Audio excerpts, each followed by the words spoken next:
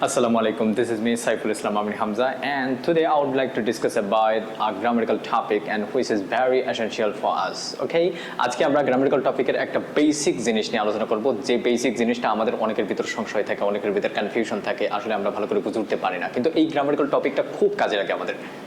আমরা যখন গ্রামাটিক্যাল বিভিন্ন টপিক করতে যাই, এই গ্রামাটিক্যাল টপিকটা যেটাকে আমরা বলি হচ্ছে বেসিক ইউজেস অফ গ্রামার, এটা কিন্তু লাগে। তো সেটা আর কিছু না, দিস ইজ না আদার দেন সেন্টেন্স। ওকে, আমরা সেন্টেন্স জিনিসটা কিন্তু আমাদের প্রত্যেকটা গ্রামাটিক্যাল টপিকে লাগে। আমরা তখন নারেশন করতে যাব, আমরা তখন ট্রান্সফরমেশন করতে যাব, আমরা দেখা গেছে কোনো ভয়েস চেঞ্জ করতে যাব, বা যে কোনো টাইপের গ্রামাটিক্যাল টপিকের ক্ষেত্রে কিন্তু আমাদের সেন্টেন্সটা ওতপ্রোতভাবে কিন্তু কাজে লাগে। ওকে, আমরা কিন্তু অনেকে সেন্টেন্সের আইডেন্টিটি বা হচ্ছে সেন্টেন্স কি জিনিস এগুলো কিন্তু আমরা ম্যাচ আউট করতে পারি না। তো আজকের টপিকে আমি সেন্টেন্সের ম্যাচ আউটটা অতি শর্টকাট টেকনিকে এমনভাবে তোমাদের শিখিয়ে দেব যেটা তোমাদের সারা জীবন মনে থাকবে। ওকে, তো ফার্স্ট অফ অল আমরা সেন্টেন্সের ডেফিনেশনটা জানবো। What's the definition of sentence? সেন্টেন্সের সংজ্ঞাটা কি? সেন্টেন্স, ওকে সেন্টেন্স।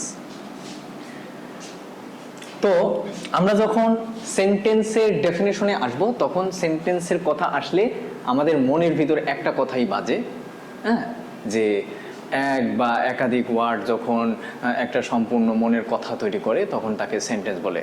এক কথায় একটা পূর্ণাঙ্গ মনের কথাই হচ্ছে সেন্টেন্স।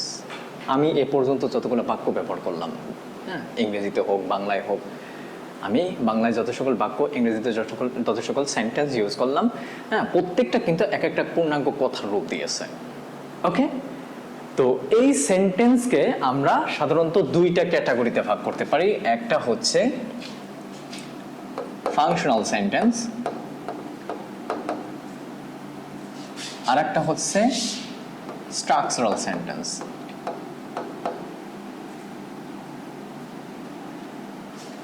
ফাংশনাল অ্যান্ড স্ট্রাকচারাল দুইটা ক্যাটাগরিতে আমরা আমাদের দৈনন্দিন জীবনের কথাগুলো ভাগ করে থাকি। ওকে, তো ফাংশনাল সেন্টেন্স কোনগুলো? ফাংশন হচ্ছে জাস্ট এমনি আমাদের কথার ভিত্তিতে আমরা সেন্টেন্সের ক্যাটাগরি কিন্তু পাঁচটা পাই। কটা পাই? পাঁচটা। একটা হচ্ছে অ্যাসার্টিভ, আর একটা হচ্ছে ইন্টারোগেটিভ,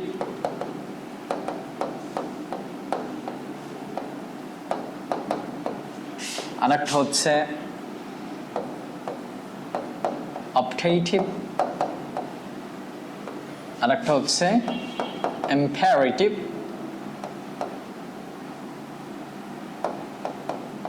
আর একটা হচ্ছে exclamatory.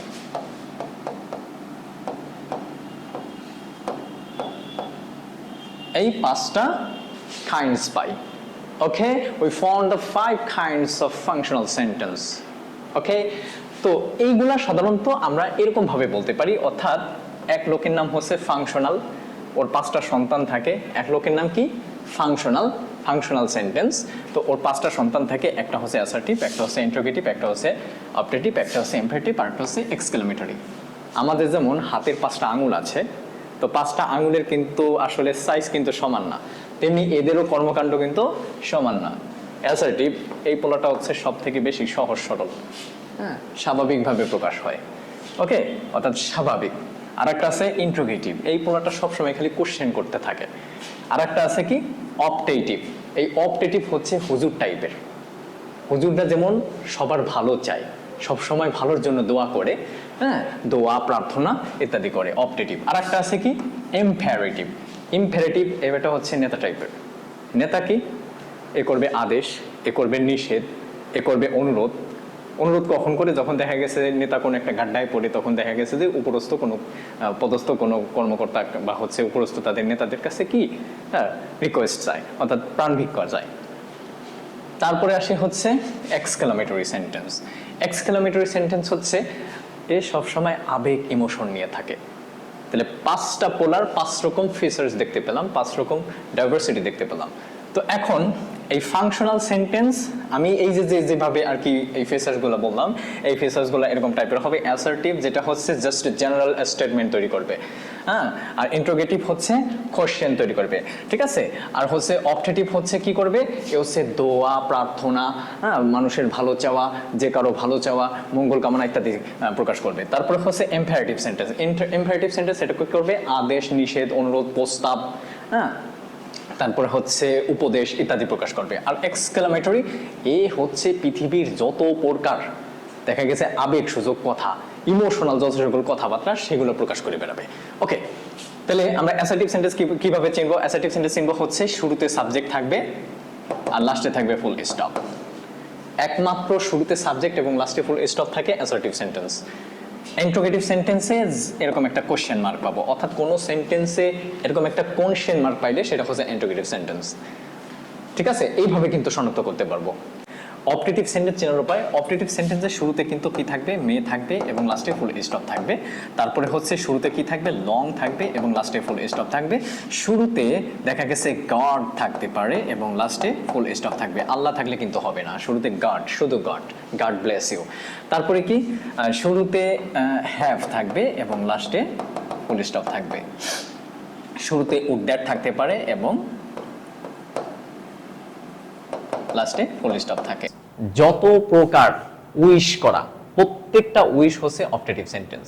Happy birthday, happy anniversary, এই যে এই টাইপের যত সকল উইশ হবে সবগুলো হচ্ছে অপটেটিভ সেন্টেন্স। এগুলো দ্বারা সাধারণত পরের মঙ্গল কামনা বোঝায়, ভালো চাওয়া বোঝায়। ওকে, এবার আসি হচ্ছে ইম্পারেটিভ সেন্টেন্স। ইম্পারেটিভ সেন্টেন্স চেনার উপায়, ইম্পারেটিভ সেন্টেন্স চেনার ক্ষেত্রে শুরুতে কি থাকবে, ডু অথবা ডন্ট। শুরুতে ডু অথবা ডন্ট, লাস্টে কি থাকবে, ফুল স্টপ। শুরুতে থাকবে লেট, লাস্টে থাকবে ফুল স্টপ।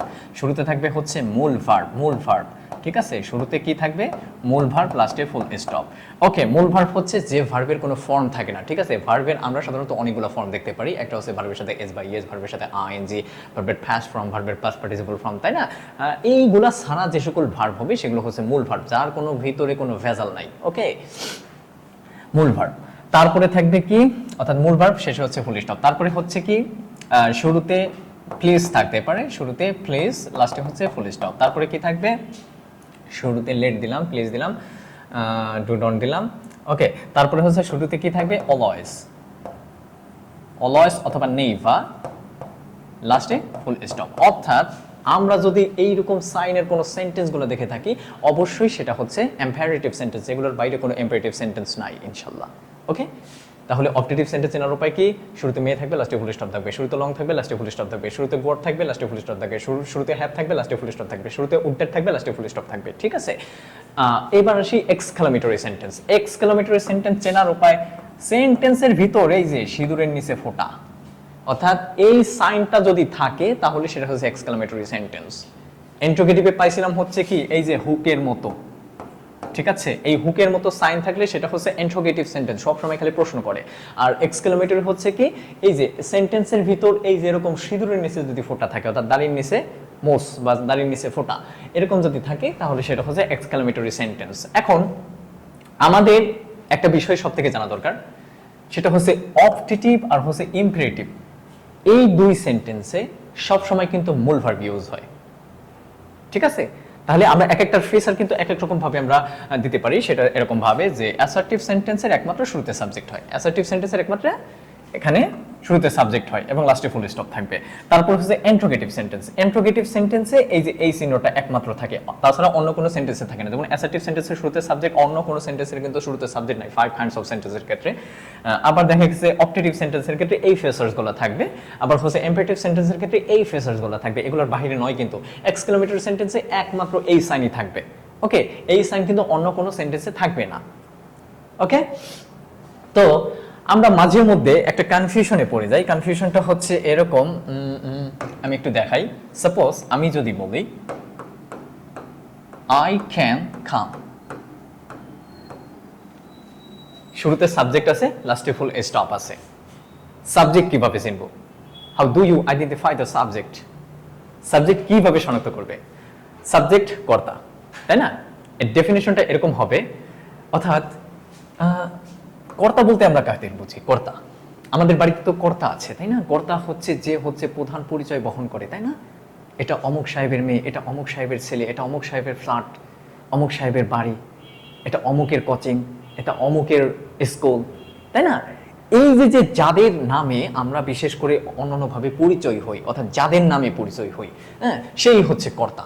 কর্তা যে প্রধান পরিচয় বহন করে, অর্থাৎ এখানে আইটা কিন্তু প্রধান পরিচয় বহন করছে। আই ক্যান কাম, আমি আসতে পারি, আই ক্যান কাম। এখানে যদি আমরা আইটা যদি রিমুভ করে ফেলি তাহলে কিন্তু ক্যান কাম আমাদের সেন্টেন্সটা কিন্তু প্রকাশ পাচ্ছে না, অর্থাৎ কার সম্বন্ধে বলা হচ্ছে, হ্যাঁ, এটা কিন্তু বোঝা যাচ্ছে না। এই জন্য যে প্রধান পরিচয় বহন করে সে হচ্ছে কি সাবজেক্ট। তাহলে আমি একটু আবার লিখি, আই ক্যান কাম।